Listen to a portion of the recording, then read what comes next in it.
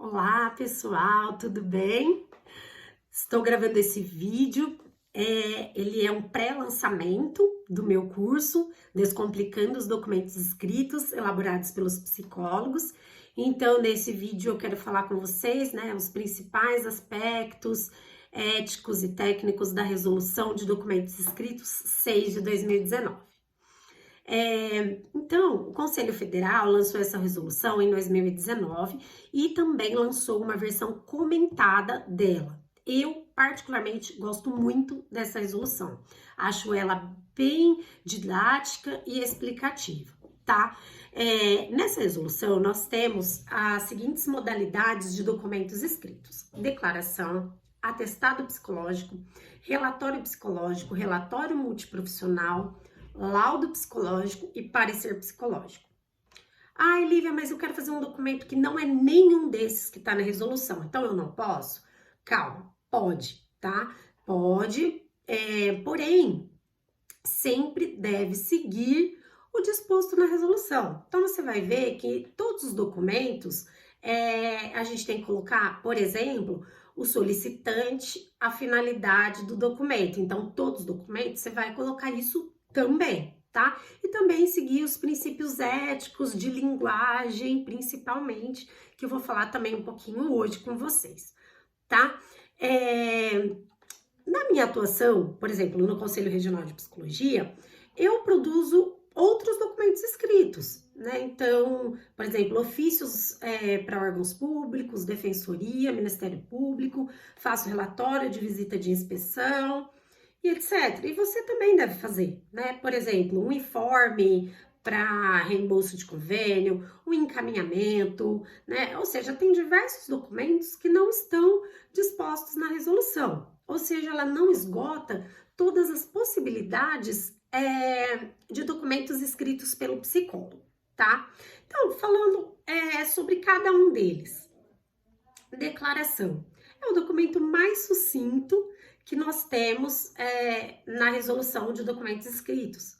Na declaração, o psicólogo, ele vai fazer quando tiver a finalidade, né, de declarar que a pessoa atendida ou acompanhante, né, estiveram no consultório e aí coloca o horário, né, e a data, tudo certinho. Então, na declaração, a gente não coloca sintomas, não coloca CID, nada disso. Aí tem o atestado psicológico. Apesar de ser um documento mais simples, o atestado psicológico, ele é resultante de avaliação psicológica. Então, assim, o atestado, geralmente ele tem uma, duas folhas, né, o documento todo. Mas o processo que demandou aquele atestado tem que estar todo fundamentado no prontuário da pessoa atendida, certo? E sempre que for emitir um atestado e colocar o CID, eu oriento que vocês peçam autorização para a pessoa atendida, tá? É um cuidado quanto ao sigilo profissional. E também é importante destacar sobre o atestado psicológico, né, quanto à aceitabilidade dele, né? Então, tem empresas que aceitam o atestado como forma de justificativa, né, para a ausência do trabalho, porém, não vão abonar a falta, né, do usuário naqueles dias de trabalho. Então, sempre que o teu cliente solicitar um atestado, você evidencia para ele que a empresa pode ser que não abone as faltas, né, do trabalho. Esse é um exemplo, tá? Lógico, o atestado ele pode ser feito também para outras finalidades. Às vezes, né, o psicólogo faz, depois de uma avaliação psicológica para porte de arma, ou avaliação psicológica do trânsito, né, faz um atestado, porque é um documento mais sucinto e que expõe menos a pessoa atendida, tá? Também é muito utilizado o atestado para falar se a pessoa está apta ou não para alguma atividade, certo? Então, esse é o atestado e temos o relatório. O relatório psicológico é um documento, né, que demanda um pouco mais, né, do psicólogo. Tem que conhecer a resolução muito bem e o código de ética para fazer um bom relatório. Temos sempre que lembrar que o relatório é o documento mais elaborado pelos psicólogos. Por quê? Ele está em todos os contextos, certo? Nós podemos elaborar um relatório, por exemplo, referente apenas a uma única sessão que realizamos com o nosso cliente, tá? Então tem que ter todo um cuidado também ético, né, na elaboração desse documento. Se você não sabe elaborar, já olhou a resolução, já leu a comentada, enfim, não produza um documento escrito que pode te prejudicar e, pior, né, prejudicar a pessoa atendida, tá? O relatório, ele é uma materialidade, né? Então, depois que você emitiu e entregou para o usuário, né, se ele tiver mal feito, tem muita chance de você ser questionado eticamente por aquele documento escrito, tá bom? Então, a gente também tem o laudo psicológico. O laudo, ele necessariamente ele é decorrente de uma avaliação psicológica que foi realizada, certo? Lívia, avaliação psicológica, precisa aplicar teste em avaliação? Como que funciona isso? O psicólogo, para atuar com avaliação psicológica, ele tem que estar capacitado para isso, tá? Não significa necessariamente que ele precisa ter, por exemplo, um título de especialista ou uma pós-graduação nessa área. Mas ele tem que se sentir capacitado, tá? E aí o psicólogo, ele tem autonomia para estar escolhendo as técnicas e os métodos que ele quiser na avaliação psicológica, tá bom? Então, o principal documento decorrente da avaliação psicológica é o laudo psicológico, tá? E o laudo, por conter muitas informações, né? Ele tem resultados de testes, né? Ele é muito complexo e completo. Tem que ter um cuidado ainda maior, tá? Se você não sabe elaborar, não pegue um documento escrito pronto da internet. A chance de estar errado é muito grande. Então, procure uma supervisão, tá? Um psicólogo mais experiente para você estar trocando informações sobre o documento que você fez, tá? Deixa eu pensar aqui o que é mais de dúvidas, né, que o pessoal tem referente à resolução. Bom, temos o parecer psicológico. O que é o parecer, né?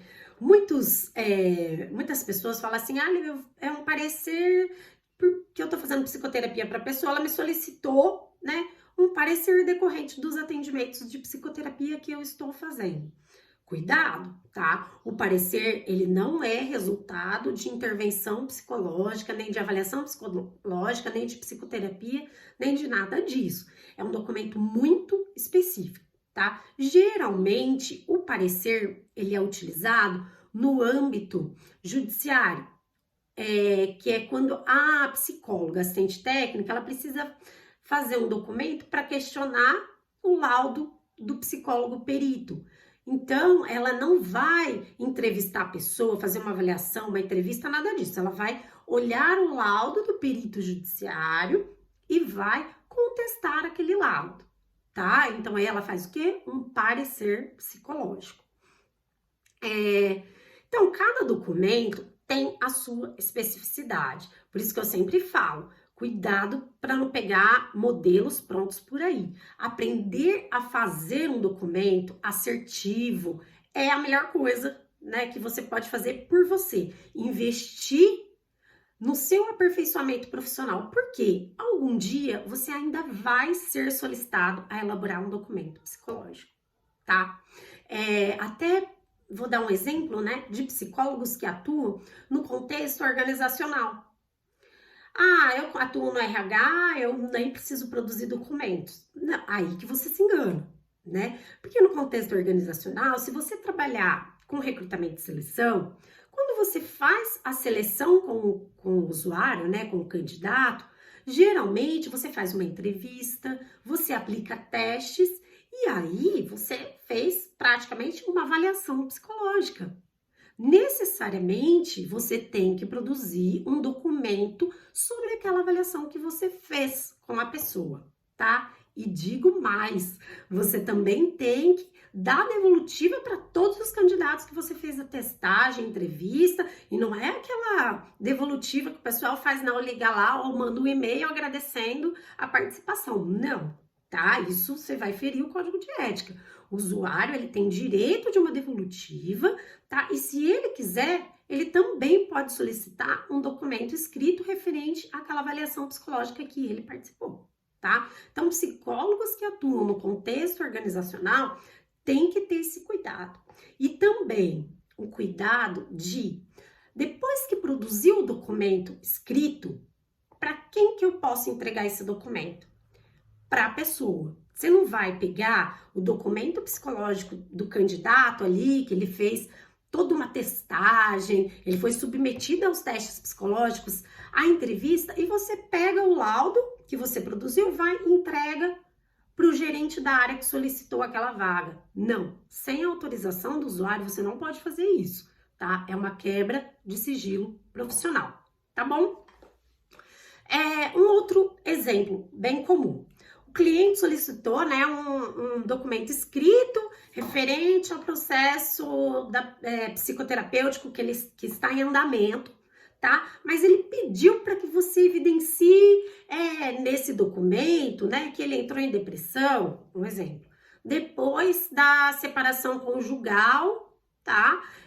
Depois que ele se separou da mulher, ele entrou em depressão. Ele quer que você coloque isso no documento.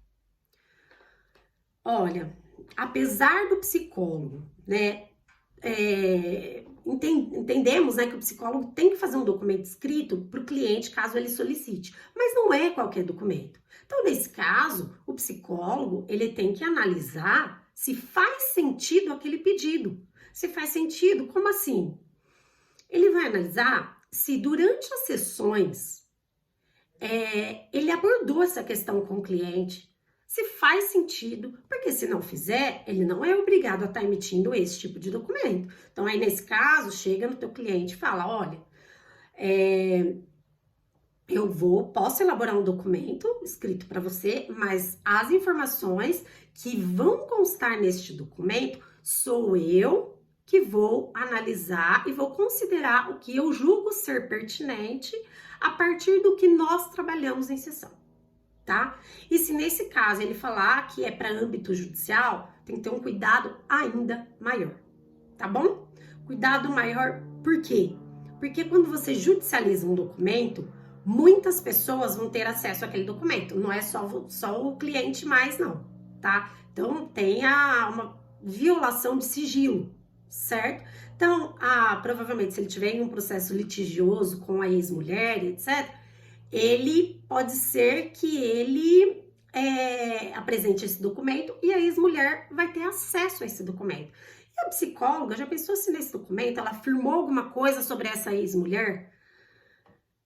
Pode dar um problema ético para a psicóloga, tá bom? Então, sempre que tem demandas de documentos escritos, nós temos que tomar cuidado. O documento escrito, ele é uma materialidade e pode ser usada contra você mesmo, tá? Bom, então eu falei um pouquinho sobre os documentos psicológicos, né, principais que nós temos, e eu espero que vocês tenham gostado. Vou trazer mais algumas orientações sobre documentos psicológicos até o lançamento final do meu curso, tá bom? Um beijo, até a próxima!